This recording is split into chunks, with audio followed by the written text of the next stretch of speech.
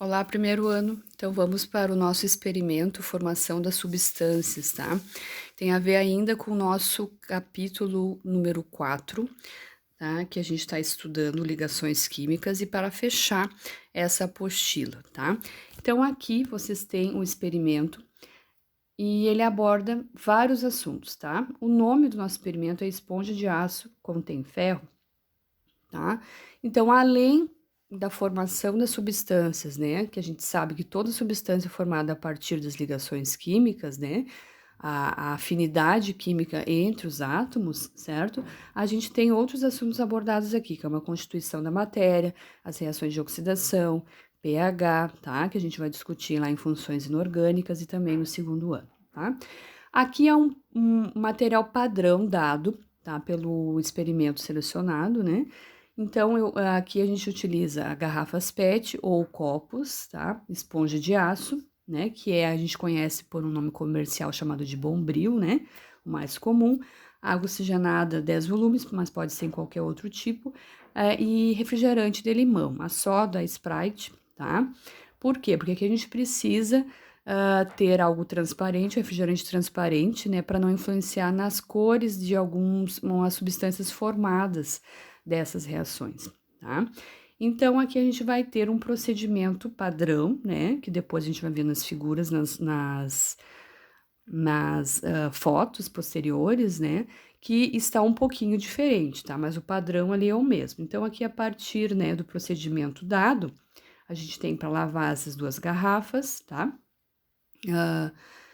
Pedaços, colocar nessas duas garrafas, né? Em cada uma delas esponjas de aço. Preencher a primeira com água suficiente para cobrir a esponja, fechar a garrafa e agitar, tá? E anotar o resultado. Na verdade, aqui a gente, né, com água e a esponja de aço, a gente sabe que vai demorar um pouco, né, até dias para a gente observar alguma reação, né, que é o que? A oxidação do ferro por si só, né, a exposição da palha de aço a gente sabe que enferruja, né, só que não é assim instantâneo, tá? Então a gente já sabe que aqui com a água vai ser bastante demorado. Depois a gente tem 3. Em seguida, repita o procedimento anterior, né? A segunda garrafa. Só que ao invés da água, a gente vai colocar o refrigerante, tá? E a esponja de aço junto, obviamente, ali. Fechar a garrafa, agitar e esperar alguns minutos. Deixar repousar e observar a coloração que se forma. Você pode decantar a solução para frasco transparente, né? Como a gente já sabe ali. E a gente vai ter uma mudança de cor, tá? Depois disso, a gente vai abrir a garrafa e despejar uma pequena quantidade de água oxigenada nela, tá? Depois, novamente, tampe a garrafa e agite por alguns minutos. Você pode decantar a solução para um frasco transparente para melhor observação. Se for feito em um frasco aberto, copo, né? Becker, seja o que for, a gente não vai precisar fazer essa transferência, tá? Verificar o que ocorreu, né? E observar a mudança de cor da solução também, tá? E aqui, né, vocês, né, poderiam, né, se fosse o caso em sala de aula, pesquisar sobre a composição da química do aço, né, que na verdade é esse o nosso foco, tá? As ligas metálicas e as cores dos íons de ferro em solução ácida, né? Qual deles que aqui é ácido, refrigerante ou com água oxigenada, tá?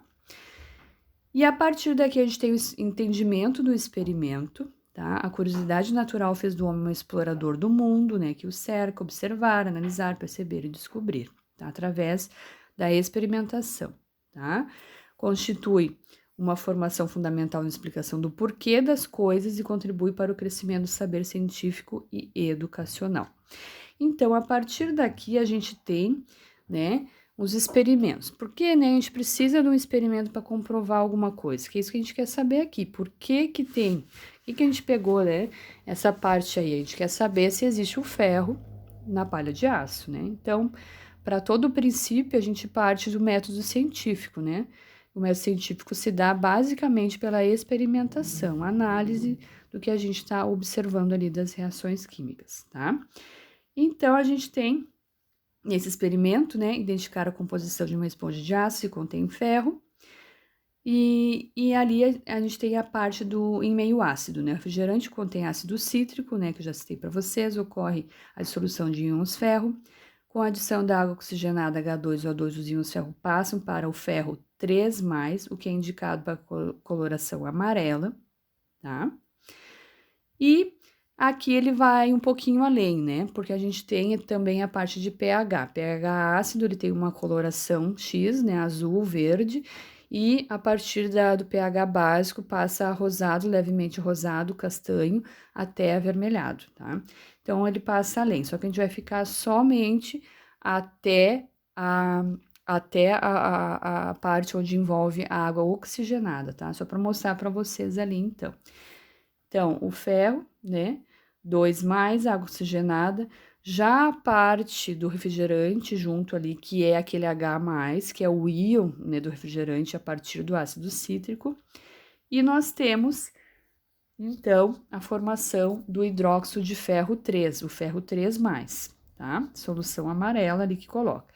Se for colocado, né, nessa reação, a soda cáustica, que é uma substância altamente básica, né, muito básica, a gente vai ficar ela com a solução amarelada, tá? E vai haver a formação ainda, né, uma concentração maior do ferro 3+, vai voltar a ser ácida, né?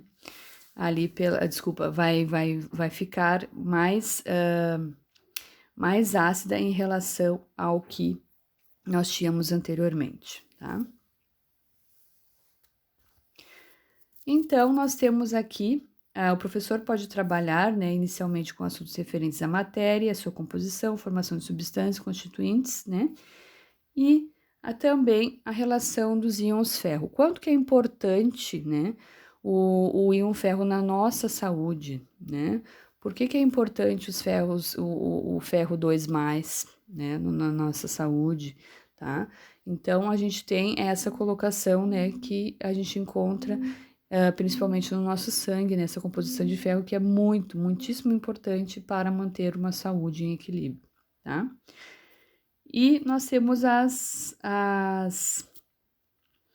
perguntas relacionadas ali. Então, é por que ocorreu mudança na coloração na solução com refrigerante?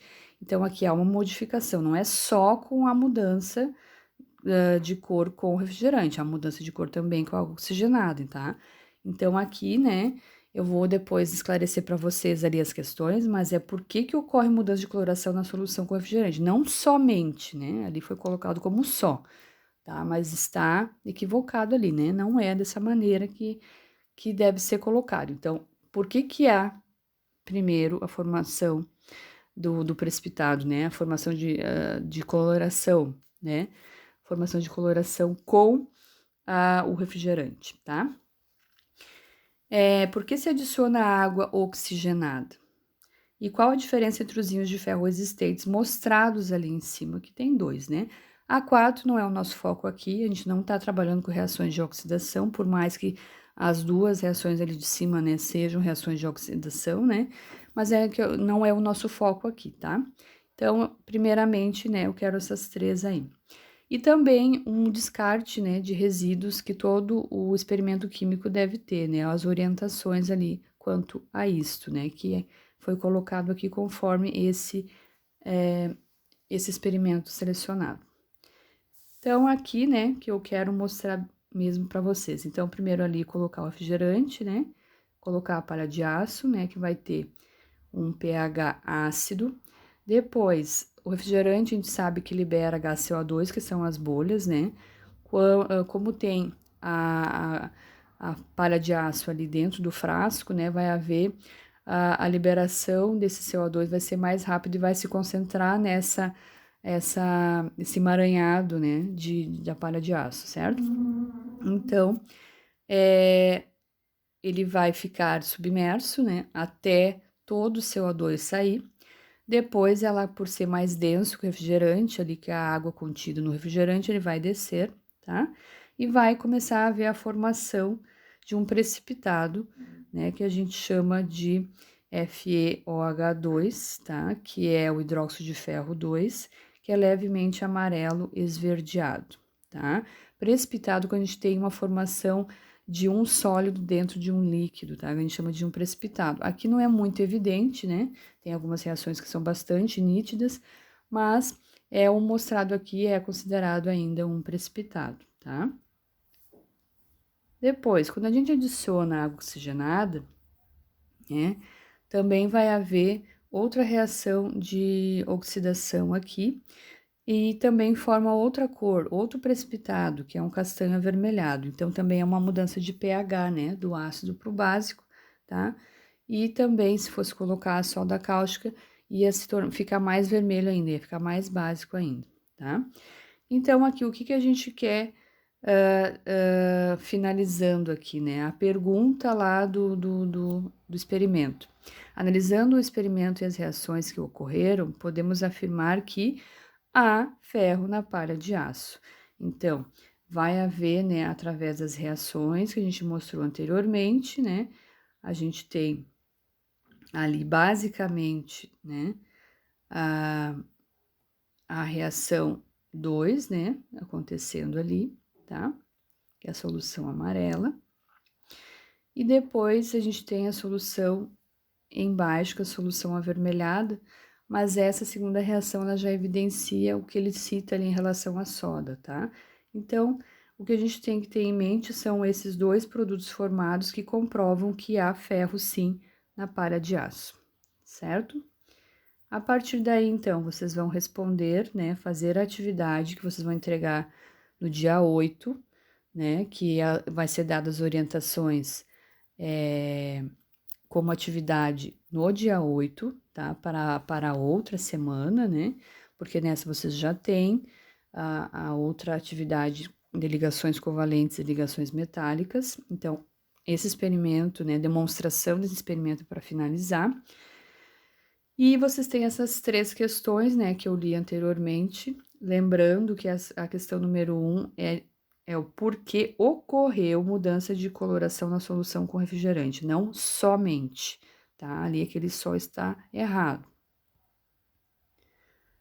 A número 2, né, que pede para vocês, retornando aqui, por que se adicionar água oxigenada, né?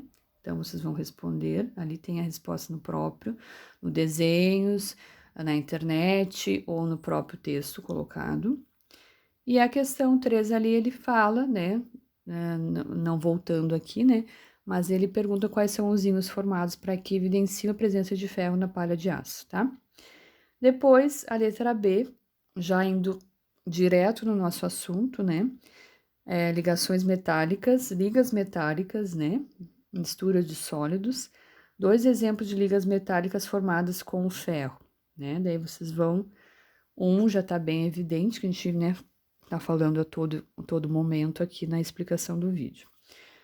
B, assim como no experimento, vários compostos são formados por íons positivos e negativos, unidos por forças eletrostáticas. Diga qual tipo de ligação é essa e escreva a fórmula de um dos compostos, ali faltou o S, né? Formado por esse tipo de ligação mostrada nas reações e experiências citadas. Então, vocês vão ver ali, né? Qual, né? Vocês têm duas reações ali, né? Principalmente a primeira colocada, né? A gente tá, já coloquei ali, né? Os íons positivos e negativos, né? Um exemplo, qual o tipo de ligação, né? A gente estudou 3 tipos, covalentes, iônicas e metálicas, qual tipo, né? Que fecha com o que está escrito ali na questão, e escrever a fórmula de um deles ali, né? Porque não, a gente pode ter mais de um exemplo, tá? Colocar aqui para fechar, então, a atividade. Lembrando que para responder as atividades, né? Para ter o maior entendimento dos experimentos e do conteúdo abordado, você deve, se possível, fazer as experiências em casa, né? Por mais que vocês, por exemplo, água oxigenada não é todo mundo que tem, né? Nem todo mundo utiliza, né? Como antisséptico ali, né? Então, de repente não tem, nem todo mundo tem refrigerante, nem todo mundo toma refrigerante. Então, se possível, se por acaso tem, testar, né? Porque aqui a gente sabe que é meramente ilustrativo, tá? Então, pesquisar na internet, né, o material didático, né, vocês se tiverem algum outro livro de química, alguma revista que evidencie algum assunto relacionado a isso, né, a gente sabe que o foco, né, sempre é, nessas aulas à distância, o foco é procurar na internet que tem muitas coisas que falam sobre isso, sobre esse experimento, tá? Então, para a gente encerrar esse assunto de ligações químicas, né, dando também ênfase a outros assuntos abordados dentro da química geral e da química inorgânica, certo? Até mais.